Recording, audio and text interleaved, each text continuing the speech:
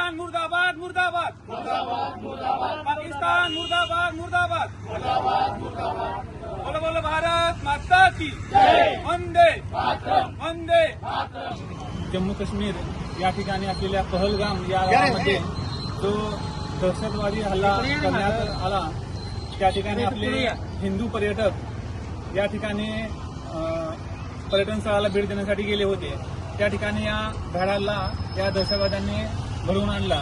त्याचा आपण या ठिकाणी आपण श्री गणराज तरुण मंडळ व जोशी समाज युवक संघटना तसेच शहरी परिसरातील सर्व हिंदू बांधवांकडून हा निषेध व्यक्त करण्यात येत आहे। या प्रसंगी या निषेधामधून एवढंच सांगू इच्छितो की हा भ्याड हल्ला घडण्यामागे जसे सीमेबाहेरील इतर देशांमधील जे आतंकवादी लोक घुसखोरी करून हा आतंकवादी घडवण्यामध्ये त्यांनी एक महारत हासिल केलेली आहे।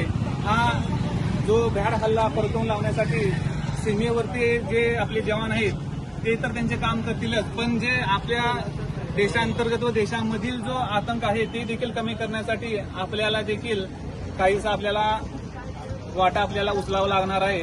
त्यासाठी वर जसं म्हणलेलं आहे की नाव विचारून आणि धर्म विचारूनच त्या लोकांनी या आपल्या हिंदू बांधवावरती गोळ्या झाडल्या।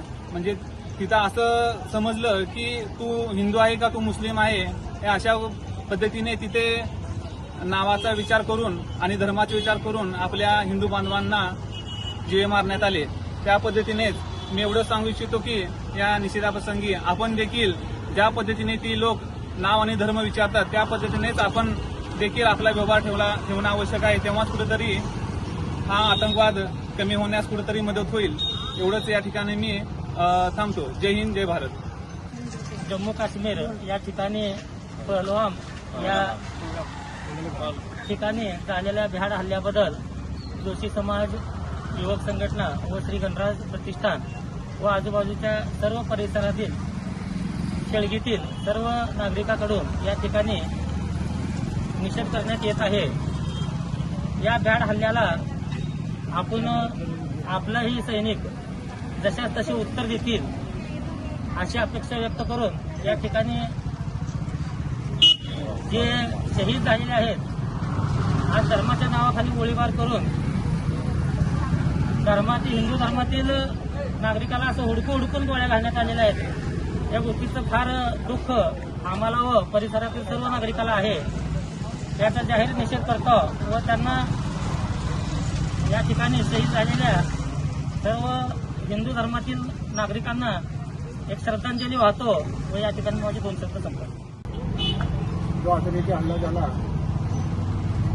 पहिल्यांदा मी गणराज तरुण मंडळ जोशी समाजाच्या वतीनं त्या घटनेचा निषेध व्यक्त करतो आणि जे काही घटना घडलेल्या आहे त्याचा जगभरामध्ये विचार झालेला आहे आणि आपल्या देशाचे पंतप्रधान आदरणीय मोदी साहेबांनी अतिशय चोख आणि चांगली पावलं उचलली आहेत पाकिस्तानच्या विरोधामध्ये आणि यापुढे असे हल्ले होऊ नये म्हणून सरकारने दक्षता घेणे गरजेचे आहे।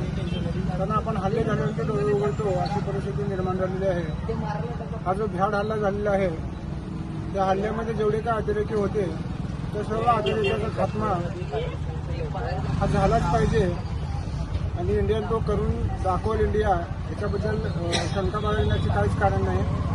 आणि आपल्या भारत सरकारने जो निर्णय घेतलेला आहे तो निर्णय कायम ठेवून पाकिस्तानची दहशती करून जगामध्ये पाकिस्तानला उघडं पाडावं आणि यापुढे अशा प्रकारचे हल्ले होऊ नयेत म्हणून कठोर पावलं उचलणं ही काळाची गरज होऊन बसलेली आहे। अगदी या ज्या हल्ल्यामध्ये जे काही बळी पडलेले आहेत अशा सर्व बळी पडलेल्या लोकांना मंडळाच्या वतीनं व समाजाच्या वतीनं आदरांजली वाहतो आणि मी माझे 2 शब्द संपवतो। वेळेवेळेला जे संकट आले त्या संकटात भारत देश हे नंबर 1 वर राहिलेला आहे। भारतात कुठलाही अतिरेकी जे कार्यक्रमात किंवा कशात ते भारतासंघ जे काय धोका करतो त्याला भारत कधीच माफ करत नाही। आज देशाचे पंतप्रधान नरेंद्र मोदी साहेबांना जे अतिशय टोकाची भूमिका घेतली आणि ते खरंच भारतासाठी योग्य निर्णय आहे. म्हणून आज या झालेल्या घटनेमुळं सगळ्या देशवासियांना सगळ्या दुःख पोचलेलं आहे. असं कधी घडू नये आणि असं करणाऱ्या कुठल्याही देशानं भारतावर नजर उचलून जरी बघितली तरी त्याला जाग्यावर खलास केलं पाहिजे असं एक आव्हान देतो मी आज. आज आपल्या भारतात सगळ्या गोलगोलाबानं आपण सगळे भारतीय राहत आहोत. त्याच्यामुळं भारतात कुठलाही इतर देश कधीच आजपर्यंत वाकड्या नजरेनं जरी कधी बघितला तरी भारत त्याला कधीच सोडणार नाही. जय हिंद, जय महाराष्ट्र.